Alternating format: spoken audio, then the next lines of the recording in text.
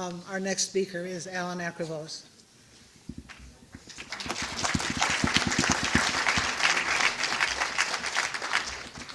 Thank you, Joanne. Thank you, Tom. And I think it was excellent to hear the presentation from Natasha. Yeah, and I think we're truly living through a historic moment, and I hope people recognize and see how important this is. It's part of the changing global political landscape, as capitalism internationally is facing a huge crisis since 2006-07. It's faced with this colossal crisis in the past period. It's a crisis that, by the way, even though they try to portray it that that Greece is causing this crisis, it was initiated in effect in the United States, as people know, and it is actually spreading on an international scale, with Europe at the moment being faced with another bout of deflation and economic downturn in the past period. But part of the picture that is changing is also the changes in the US. We see in the past period the $15 an hour campaign. That's actually an offensive for the first time in a long time. We see an offensive movement to try to demand increases, wage increases for the lowest paid workers in the US. We've seen the movements of the Black Lives Matter. We've seen the movements with some of the best results for the left vote in the last election with the Green left candidacy of Howie Hawkins. And of course, we saw a year ago the election of the first socialist council in the city of Seattle, Shama Sawant, which is a part of the picture of a changing political landscape that Syriza and so on. Of course, in the international scene, people mentioned before the mentioning of what we saw. We saw a humongous rally of Podemos the week before. Some people said up to 300,000 and so on. And we saw rallies after the election across Europe in virtually every city in Europe. It has actually had a colossal effect in the consciousness as a blow, a decisive blow in many ways to the politics, showing that there is a way for the working class to fight back. I should explain that the organization I represent, Socialist Alternative, our sister organization in Greece is Ξεκίνημα Socialist Organization. That is its full name. And it's part of the Committee for Workers International. It has initiated, it's one of the organizations that actually is not a part of Syriza, but is affiliated. It's one of the collaborating organizations with Syriza, and has initiated the Initiative 1000, which is part of an effort to unite the left and the movements in Greece as part of the effort of trying to build the forces that will be able to challenge the reaction that is inevitably going to come. And I think that it's part of the effort that is needed. Now, the point about this, I will read a quote from some of the conclusions that we drew from the election of Syriza. The victory has had a liberating effect on the working class, the movements, and society. There is an expectation from the working class that under a Syriza government, the massive attacks will stop, at least to a certain extent, be reversed, and the same on the demands of the mass movements, and some of the demands of the mass movement will be satisfied. So despite the lack of clarity that exists at the moment in terms of the demands that are taking place and so on, that we believe that a Syriza victory represents a significant shift in the balance of forces, the class balance of forces in Greek society.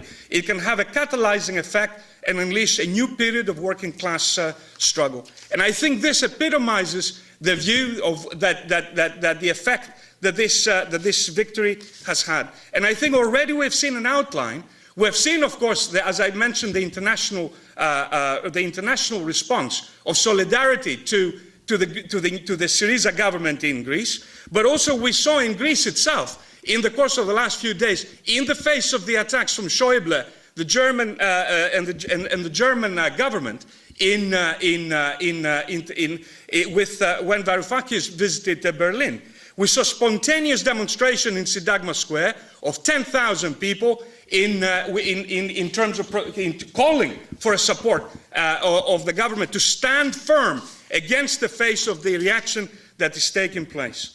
Now, Natasha mentioned the fundamental elements of the program that Syriza has outlined. And I think people have to see that these demands, they're in many ways, they're extremely limited demands. In effect, they're asking for a moderation and limitation to the policy, to the most brutal, barbaric aspects of austerity in Greece. However, even those limited demands are being rejected. In effect, you can see already the outline of a mass rejection on behalf of the European Central Bank. Just in the last couple of days, we've seen the demand returning to the table of even demanding the limit of the increase of the repayment of the debt, which people have to remember, the audacity of these people, that this debt that was supposed to be going away. It started from a few years ago to 125% of the gross domestic product of Greece, and last year it reached 179%. It's the exact opposite, in effect. In many ways, the bailout of the big banks and the big and so on.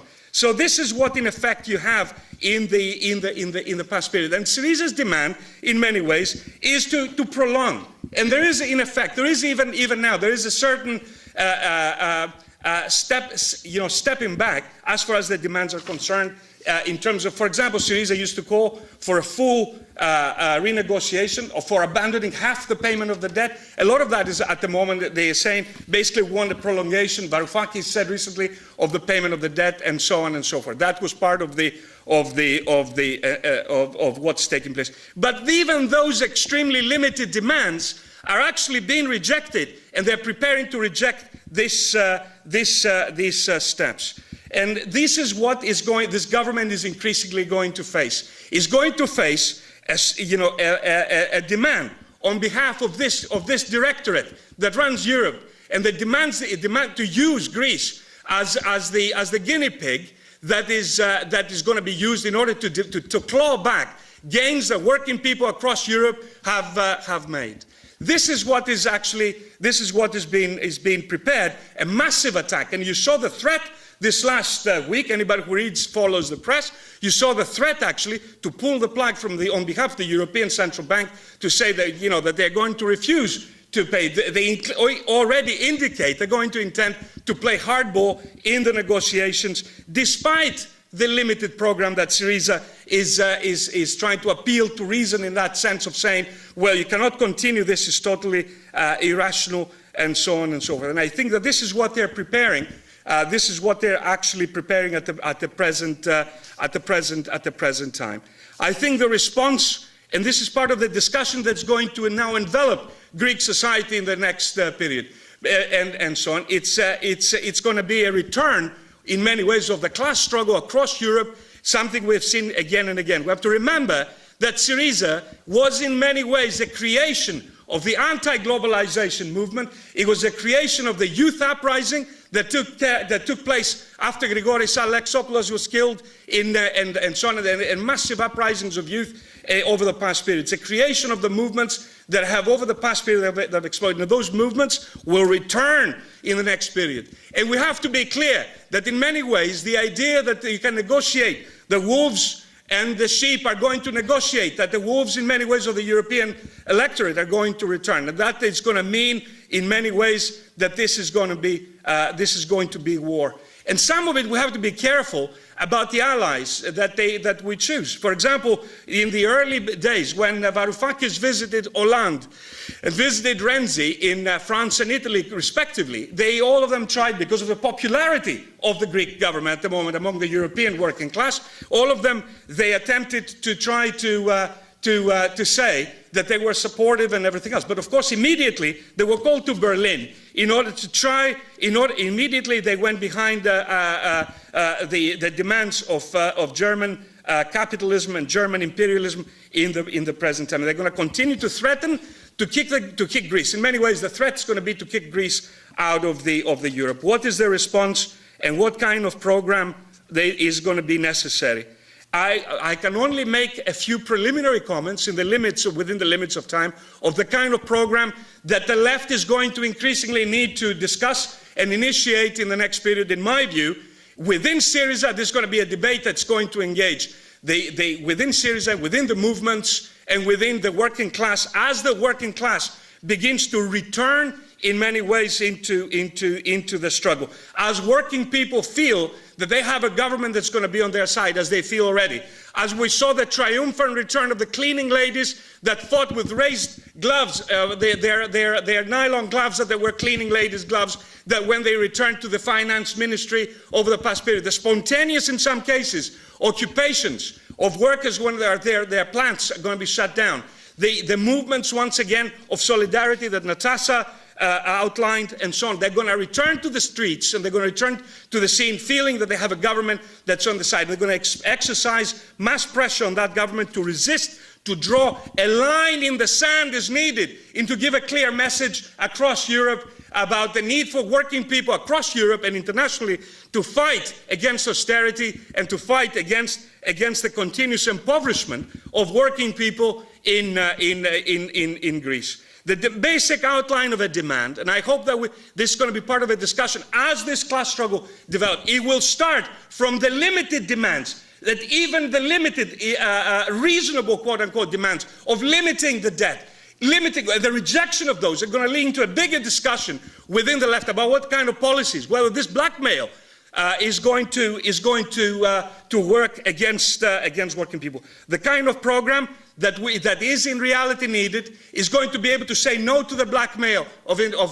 Germany, against the barbarism that they have inflicted on Greece. In fact, some statistics indicate that the current crisis in Greece is actually worse than the time of the German occupation in the 1940s, the collapse of GDP. The fact that half the population is at or below the level of poverty at the present time. The demands will be already the demand to nationalize the banking system, to move in the direction of the strategic sector of the economy, to plan them under democratic workers' control and management, and in effect initiate economic development, which is what is needed. Whether we're within the Eurozone or whether we're outside, in that sense, it's going to be the initiating of radical economic measures that's going to be necessary in order to kick up to the discussion.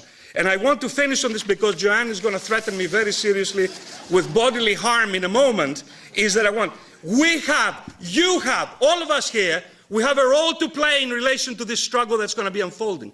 This struggle, I said a year ago, is going to be like Spain in the 1930s. It's not going to be a single event. It's going to be a prolonged struggle. And it's probably going to be accompanied by explosive movements in Spain and Italy and other parts, in Ireland already, where we have seen a huge movements and so on. It's going to need international solidarity. It's going to need all of you to be seen, to be part of building a solidarity, a mass solidarity movement for working people. It's going to demand actions and demonstrations across the will fight against austerity, and for a socialist Europe, which of course have a massive impact in the consciousness of working people in the US. It's going to open the door to create the similar movements in the next period as well. Thank you.